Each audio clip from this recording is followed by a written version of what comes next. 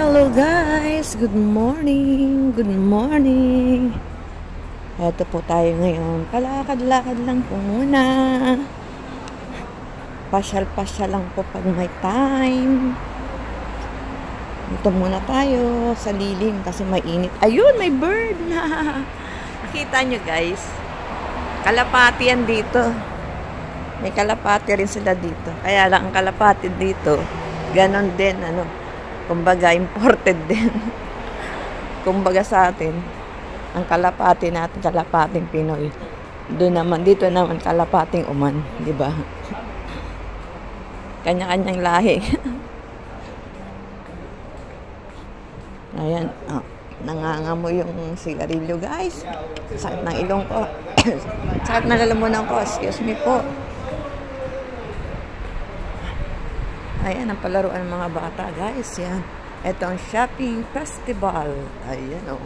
May sasakyan pa. Ang Alcarama. Yan ang shopping hypermarket dito. Maliit lang siya, pero dyan ako madalas na mamili. Ito ang driving license eye test ng Oman. Sa mga gusto pong mag-drive, dito lang po kayo. At yan pang ating KFC. KFC po yan. Ngayon punta na tayo sa Dragon Gift Shop. Tayo po ay magsasalamin. Dahil masakit ang ating mata sa init. Bibili lang tayo ng jacket.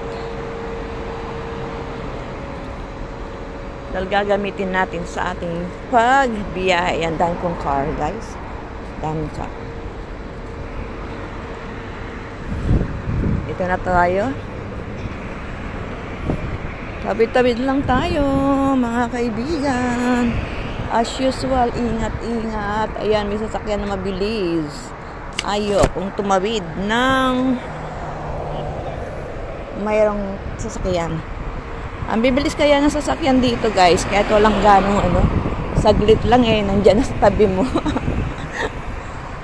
Ay, naku. Kailan may doon sa tao, doon sila talaga doon sila talaga pupunta. Hindi katulad doon sa Pinas na pag may tao doon sa kalsada, iiwas.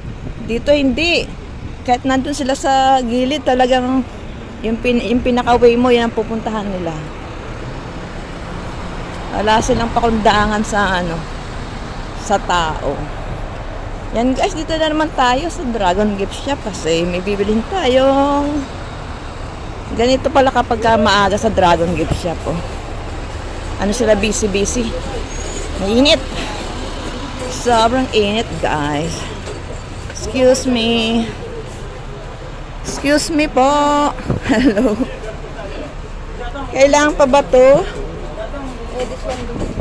Excuse me. Okay. This small bag. It's okay.